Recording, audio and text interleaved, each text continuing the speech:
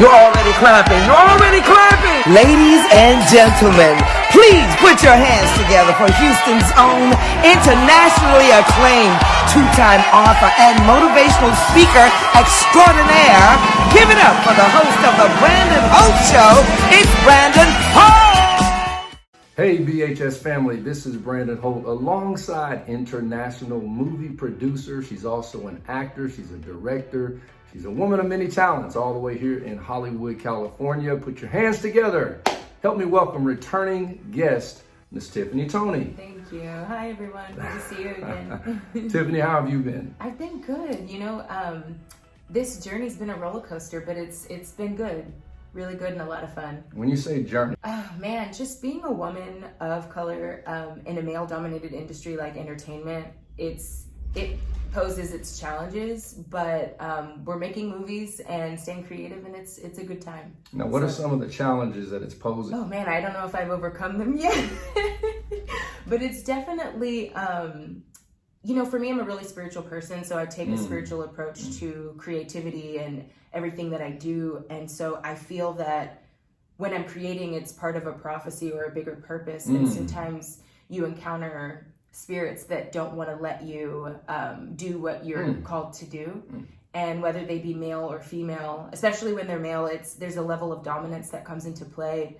And it's really difficult to assert yourself, especially with people that may not understand the deeper spiritual levels of what it is you're doing. And so you've actually had to assert yourself, I'm assuming, on several occasions. Yeah, definitely. When I'm dealing with male energy in the workspace, a lot of times people will look at me as a woman and say, hey, why did you get that assignment? Why is this your prophecy and spiritual calling and not mine? And you as a woman may not deserve that. And you come across that energy a lot, and you have to find a way to put your foot down, protect yourself legally. Okay, so here's a big question.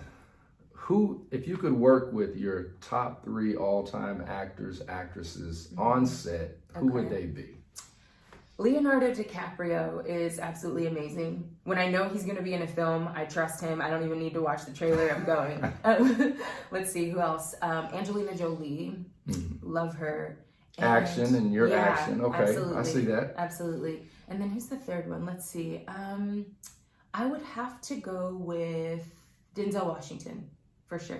So those are your top 3. Yes, definitely. So you actually have a movie coming out called do. Bora. Yes. And you said people usually say Bora Bora, right? But it's Bora. It's so let's Bora. talk about Bora. I like the name first of all. Thank Very you. cool. Thanks. Tell us about the movie. So Bora is a psychological thriller that addresses race, religion, gender, sexual preference, all of these things from the perspective of a pot-smoking serial killer who I actually get the privilege of playing. Do I need to scoot over? Maybe. No, I'm kidding. She says all the things that I think we're all thinking but are afraid to say. And the reason that I wrote like her... what? Just... talking about how sometimes we all know those people who are like religious and they pray for everybody, but their lives are completely like a mess and in shambles. And we would never say that to that person out of respect, but Bora will say that to this person. So you actually, did you write the script as well? I did. So you wrote the script, you directed it. What's the difference between a director, producer, and a script writer? Well, I didn't actually direct the film. I directed some of the scenes that I wasn't in, but for the most part, I had a team of directors that helped me out because I couldn't always direct myself. But the difference between a director and a producer is a producer puts all of the pieces together as far as getting the actors ready, making sure everyone has the script, the locations, helping to find funding for the film. Producing is actually a really big job. They actually hire the director. So the director is the person that comes onto the set and makes sure that things run smoothly and cohesively.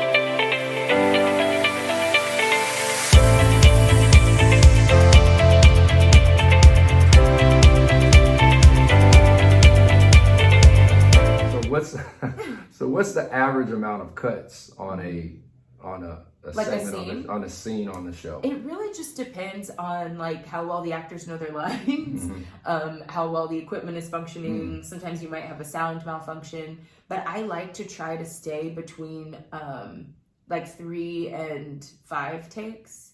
if we're moving quickly and we're doing well, sometimes it's more than that. If there's action involved, it's of course going to be a lot more. But I'm really big on energy, so I try to work with people that I really like and already have chemistry with, and that helps things to go a lot more smoothly. What's that feeling like when you sit down and you see yourself on the big screen and you know the work you put in behind the scenes, but then you sit down and you see yourself and you say, wow. It's unbelievable. You know, it's crazy to think that something can start as an idea in your mind and then travel through your hand on paper and then travel through the paper into other people's minds and be on a screen. It's magic, you know? It's really magical. So. And it's fulfilling internally. Absolutely. So who are you? Who am I, or who is Bora? Who are you? I am a hopeless romantic creative who believes that we can do anything as long as we apply ourselves. Yeah. So I've always wondered, maybe you can help me with this. Do you ever take your character home? And it's like you're in character on set, and then you get home and you're still functioning as the same character. Or has anyone ever seen you in the street and addressed you based off of the character?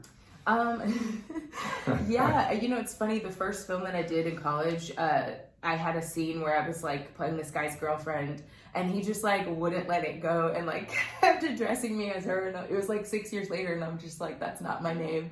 But it was flattering, you know. So what's next for you? Director, producer, actor, born in Hawaii, went to OU. Yeah, Boomer went Sooner. to Abilene High School. What's next for me is finishing Bora. We're sending it into post-production right now. We just started a crowdfunding campaign, which I'll send you the link to. You guys are more than welcome to check it out and support. I definitely, I'm working on another project called Warbane. And it's a series, it's a series about werewolves and vampires, and I get the pleasure of playing two characters. I kind of Eddie Murphy'd this because we were like short on actors at the time, so I just filled in. But I get to wear prosthetics and play a werewolf and a vampire and beat people up. And my partner, who worked on The Matrix, actually wrote Warbane, and he's directing and producing that, and I'm helping out as an actor and a producer. So Miss Toney, you are an author, and you actually... We were blessed to have you on the Brandon Holt Show several months ago, and it's good to have you back. Thank you. So let's talk about your book, The Beauty of Your Strength. Absolutely. A lot of positive affirmations. This copy is actually for you. I will sign it for you before Thank I go. you. You're welcome.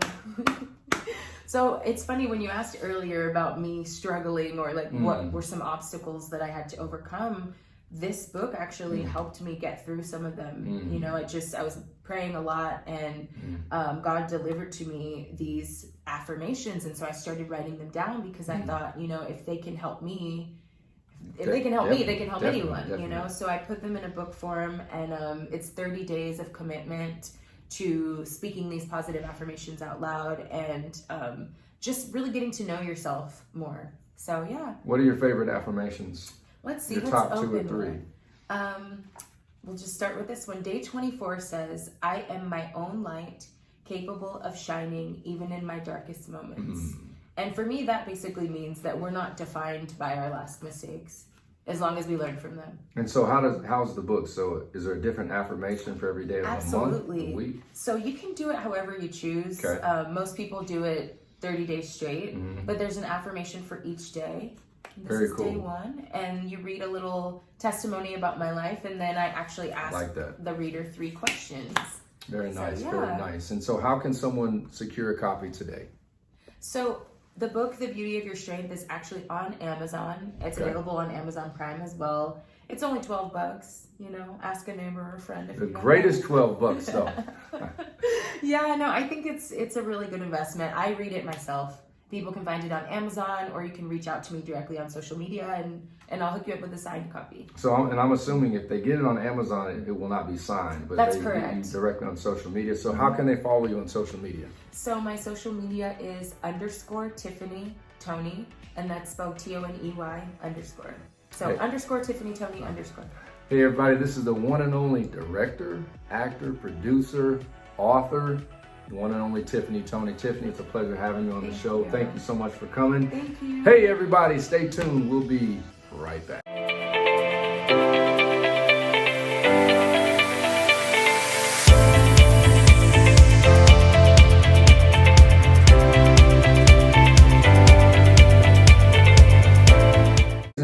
I am here with one of the actors of The Haves and the Have-Nots by Tyler Perry, the one and only, the man himself, Mr. Patrick Faucette in the house. Patrick, welcome to the show, my friend. Great to be here. Good to have you. So did you ever have that defining moment where you said, okay, now I know what my purpose is? The defining moment probably, was the show The Have and the Have-Nots. That's when you break into the big time. When you're in there, you're doing the grind of all the auditions, and then you kind of hit something that strikes a chord with you, and you get in, and it seems easy in the audition. You just knock it out, and just like the lines just stuck there, and you felt the character, and then bam, next thing you know, you're on a show. So Patrick, let's talk about The Haves and the Have-Nots. Working with Tyler Perry, what was that experience like? You know, he's a monster, man. He is probably the hardest working person in Hollywood. I mean, when I was shooting on the show, he had our show going, The Haves and Have-Nots, Monday, Tuesday, Wednesday, and then Thursday and Friday he was shooting Love Thy Neighbor. And he would be the first one on set, and the last one off the set. So he's shooting us in the morning on Wednesday, and then shoot out to go rehearse with them during lunch, and come back and shoot with us. That boy works. Now, with so many actors in Tyler Perry's studios, does everyone get a chance to meet him? Tyler Perry is a hands-on director. Okay. So he's right there every day, all day, like physically. I want you right here. No, turn a little bit this way. Right. Oh, move that light right there. Oh, right. That dude is down to hands-on. the T. Down to the T. What He did that- knows exactly what he wants. What did that teach you? And I gotta up my game, because that dude is running on a 10 all the time. So when you get on the set and you get ready to shoot your scenes, Tyler Perry, he'll ask you to run your lines. And For example, I'm Tyler Perry. So Patrick, run your lines. So then boom, me and Crystal Fox. Start over. Is that how that works though? If you mess up any part of your line, is there any grace or leeway, or do you have to get it down to the T? Well, the way he shoots pretty fast. So because he's got 3 cameras going, he's got the 2 shot, he's got your close up coming from this side, he's got the other person's close up. So he wants you to knock it out. And if you don't, it gets a little, Did you study? Yeah.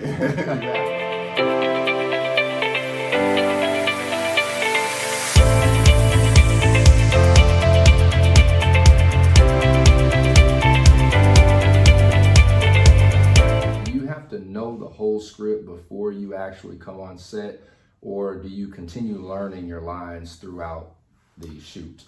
Well, for me, I'm sure it's different for everybody. For me, I know the whole script, how it's going and how it flows, but I may not know all my lines for the whole everything.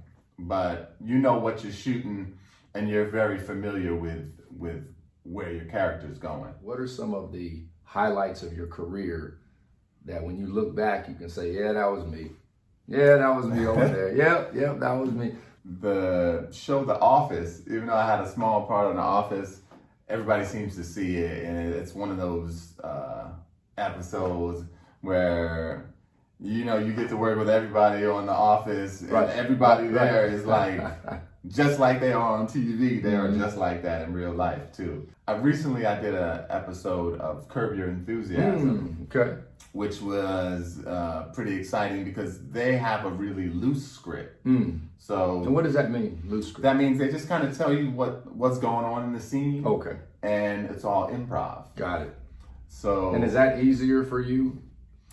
It's a little bit daunting because you don't know what they want. But once you get on set and start improvising with it, the director tells you, "Oh, I like this. Stay on that theme. Don't worry about that." And keep going this direction. And then and it kind of changes every time, but you kind of keep it in that same vein, and then you never know what's going to come out. So Patrick, there's a lot of young dreamers out there. I know I wanted to act when I was young, didn't have all of the opportunities.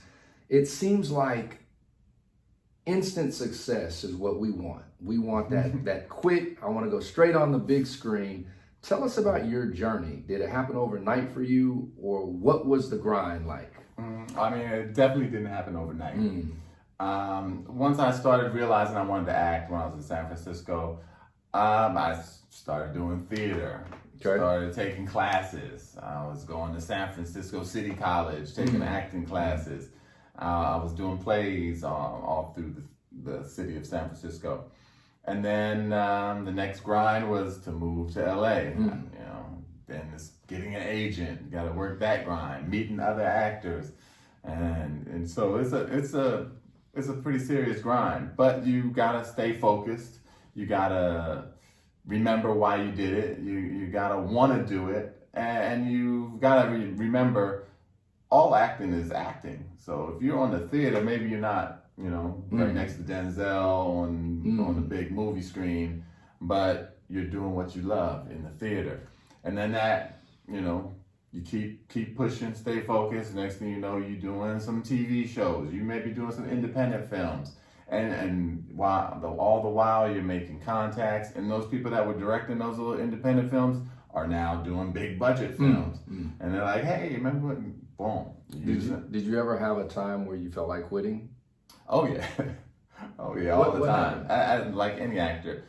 You're up for, like, I was up for Everybody Hates Chris. I was doing playing the owner of this store, and had a callback, went to producers, went to network, and I was like, oh, you know, you go to network, you're almost filling out your contract, and you can just see it all happening. And then they're like, we want somebody with a bigger name. Now, Patrick, are you still auditioning for roles? I'm still auditioning. I mean, I've gotten some roles off of you know, my status already, but for the most part, I still get out there and grind. Recently, you know, I started my own business, physical therapy business. Right now, I'm just 3 days a week. I see a lot of orthopedic injuries. I'm in North Hollywood, and but you know, it's a whole new venture. Getting incorporated and hiring people and seeing patients and marketing. You know. Hey everybody, if you need some physical therapy, this is the go-to guy. Patrick, how can they secure your business right now? Got injured, had surgery, you need some therapy? Come to Oval Physical Therapy in North Hollywood on Riverside Drive. There it is, Oval Physical Therapy, and they can follow you on Instagram. They can follow me on Instagram at Patrick Faucette, and Twitter at Patrick Faucette, Facebook at Patrick Faucette Actor. This is the one only, Patrick Faucette. Stay tuned, we'll be right back.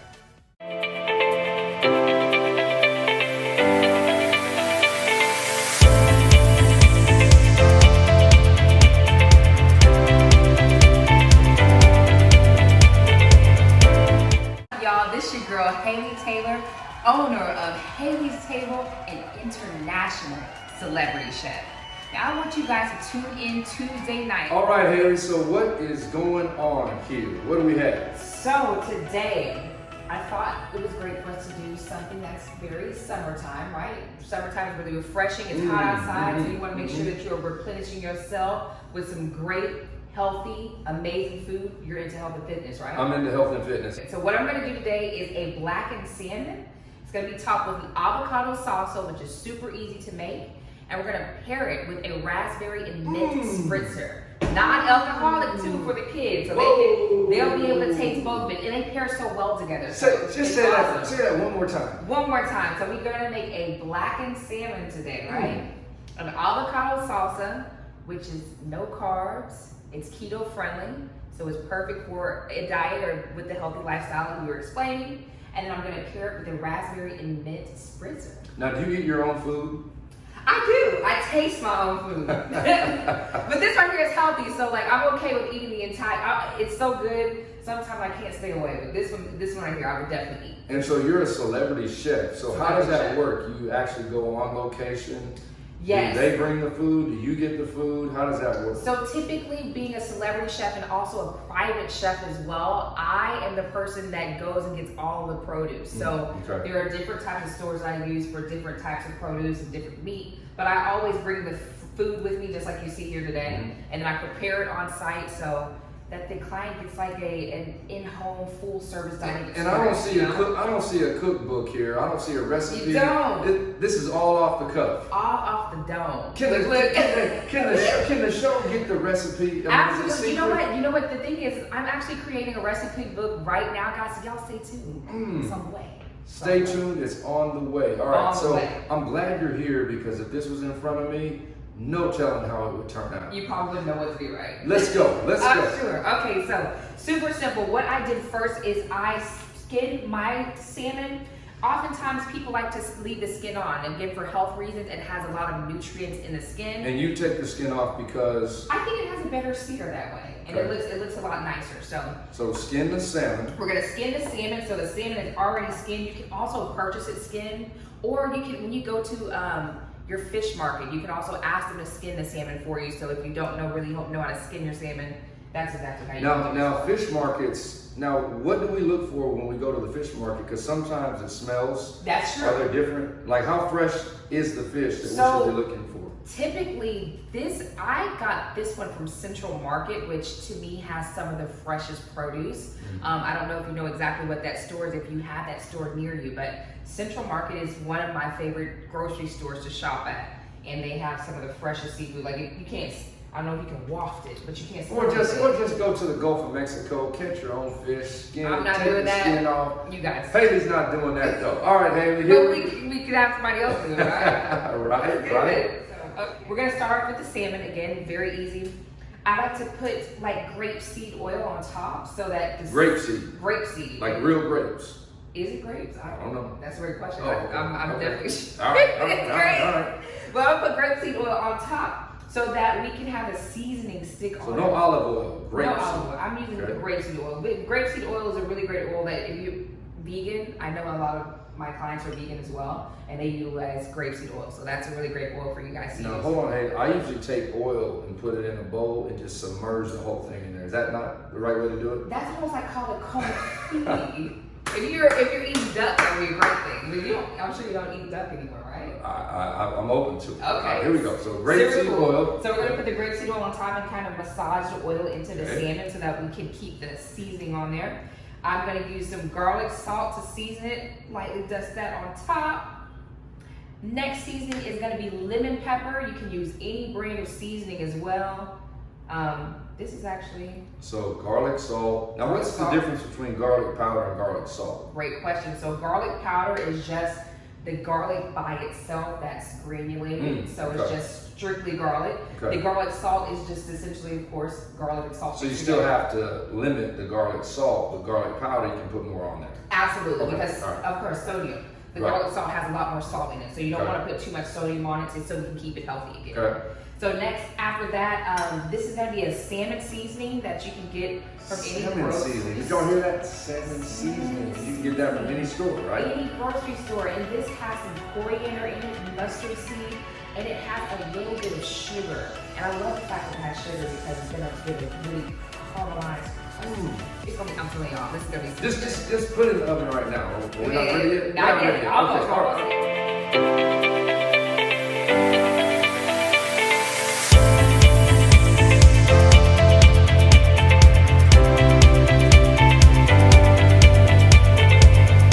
Blackening season as well. So this is going to be the key to make sure that we have the color on the top of the salmon. Question for you. Absolutely. When I tried to blacken some fish, it smoked out the whole house. Yes. And I don't know if I did it wrong. So is that what, does that happen every time? It doesn't actually. So blackening is it's a cuisine that is from New Orleans. It originated there. So it's going to have high seasoning in it, but it also gives it that crust and that sear on top. Okay, So when okay. you cut into it, it's crispy on top, but the inside is super moist. That's why I like to use salmon. Salmon is so good. I'm telling you. It's super good. Now after this, we can go ahead and move this salmon to the stove. which Okay, is so gonna be we're great. going to the With stove. that same grapeseed oil, y'all. We're gonna go ahead and put that in the skillet. And we're gonna make sure that our skillet is super, super, super hot. Because you're searing it. Exactly, searing and blackening it. So blackening and searing, you want to make sure your skillet is at the highest heat temperature so that you get a perfect sear, and then we're gonna pop it in the oven, so make sure the interior is cooked from the inside. So got it. super easy. I'm gonna All right, so y'all heard that. So whenever you want to sear something, turn it up high. 100%. 100%. Make sure oil is hot. That's it. Okay. Making sure the oil is hot and turn it up really high. We're gonna pop it in the oven afterwards so we can cook the interior. Okay. All right. So what we can so you're gonna sear it, then put it in the oven. Exactly. Got it. And that's how you keep your salmon moist. I was wondering, Haley, every time I try to sear it, Yeah. it's still raw on the inside. That's exactly it. You gotta sear it on one side, pop it in the oven. Appreciate It's that. gonna be super good. Now, what I'm gonna do while the skillet is getting hot is I'm gonna go ahead and make the avocado salsa, which is super easy to make. So I just cubed up some avocado. Now this is a fun tip I wanna teach you guys. So one thing that you can do so that your avocado doesn't brown, you know, if it gets oxidized, it gets brown really quickly. You wanna make sure that you keep citrus on it. So either lime or lemon, that's gonna keep it from browning. Okay. Yes, So don't keep the big seed in there. You That's have to what I take- was doing. you gotta take the seed out. Now you don't wanna consume that, right? Well, no, I thought if you left the seed in there, it kept it fresh. It does keep it fresh, but since we're utilizing it right now, I went ahead and took the seed So out. put lemon in and I there and cubed that'll it. keep it. Wow. Exactly. So we got the cubed avocado. Let me tell you all something. This is celebrity chef Haley Taylor giving us all of the inside scoop on how to make it the right way. So we got our avocado. We're gonna squeeze some lemon on top. Ooh, it's gonna be good. I'm Now, telling do you want me to do any of this too? Or You can if you want. I'm gonna have you Because I talk. washed my hands already. So Did you my already hand- wash my it? hand- Okay, my perfect. hands That's are super. washed. We're gonna have Brandon. Oh, Are you ready? Hey, if they like what I do, I want a percentage. I got you. I'm coming on the road. I'm give coming you on the two. road. Come on, 2%. Haley. That's I'm coming about on the as road. good as I can do. 2%. Did y'all hear that? 2%.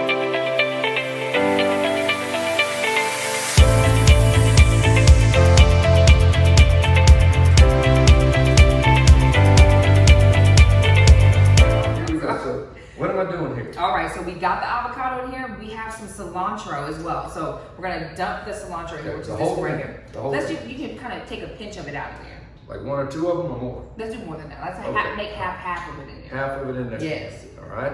You can add as much cilantro as you like. I love the flavor of cilantro. Some people don't. So I think that you have to have the cilantro to make sure that it tastes right. So I'm gonna Okay. add half of it. Next, we're gonna add the cherry tomatoes. Cherry tomatoes. Now you can smell the grape. I wish you guys were in the kitchen. You can smell the grape oil that's being heated on the stove. It's so great. So you can dump all those in there. It's great. Okay. Then next, we are going to add a little bit of garlic salt to season. So you're just gonna. So don't put the whole thing in. Please don't put the whole thing. I just saw it in his eyes. Remember our lesson. Garlic powder, unlimited. Garlic salt. It's just all. lemon. That's it. Tell me when. That's a great amount right there. We're gonna do the lemon pepper as well. Lemon pepper. And this is just gonna be even a smaller amount than we used before. Okay, just tell me when. I like my salsa to have a little bit of spice. Now this is optional, but do you like spicy food? Love spicy food. Perfect. So we're gonna add some chili garlic paste. Real quick question Yes. for you. For someone who's watching who Absolutely. likes spicy food, Yes. but they try to get rid of the burn and the spice when they're done eating. Yes. Is it milk that they can drink? What's the quickest way to get rid of It's that? actually milk. How'd you know that? You know what? Give me a count. Come on, you come know on. What? To the 3%, can I get 3? I can give you 3. Oh, okay. I'm Let's going see, for got one 4% right, on the so next good. one. 4%. That's good. All right. So we're gonna do probably half. Is again amount of spice. It's up to you. Okay. So we can do like half of it. All right. So just half of it. Yes. And what is this now? This is chili garlic paste. Chili garlic paste. That's it. That's a good one. And then I like to add a little bit of more flavor, so I'm adding chili lime salt, which is like tahini. I don't know if you guys can put the tahini on your fruit, Right. which makes it really great. I like to put it in the salsa as well, so we can add some of that on Now I'm top. making this food. Yes. 3% is all you got. I know you better ask for another. So this is tahini. That's tahini. You need to add the purple onion in here as well. Okay. So we can add a pinch do I of that. just- Not the whole thing. Not the just a whole pinch. thing. That's good. And then we can just mix it up here. Right there, that's perfect. Oh man, this is gonna have so much flavor, you guys. And it's so vibrant in color and the flavor. I can't wait till you taste it, Brandon. It's gonna be amazing. All right, so we are moving the salmon over to the stove. Now again, I told you I wanted to make sure that the stove is super duper hot. If you can see the steam coming off, it's gonna be good. So we're gonna put the seasoned side down first. And you wanna make sure you hear that sear. Can y'all hear it? Get close. When it's making noise like that, that's how you know it's gonna be good. So I'm gonna sear it on this side for about 4 to 5 minutes. And then I'm gonna flip it over and then put it in the oven to cook it on the inside for about 3 more minutes. Y'all, so we're gonna go ahead and pull this out of the oven. Again, I told you salmon does not take very long to prepare, so it's perfect. As we finish off our salmon with a little bit of citrus and lemon, so it has some good flavor on top of there as well. And I know you see the seeds that are falling on top of there, but it's no worries, we can take that off here shortly. So we're gonna go ahead and plate the salmon now, which is gonna make it super easy and perfect. Move it over to our plate here. So we put that, we're gonna top it off with this beautiful, beautiful avocado salsa. Gonna be great. I like to just put it right here on top. And then I always like to make sure that my plating looks perfect as well. So I am gonna clean the plating on the outside, got a little spill there. And then we are gonna top this off with some microgreens. And that's gonna make it look super pretty.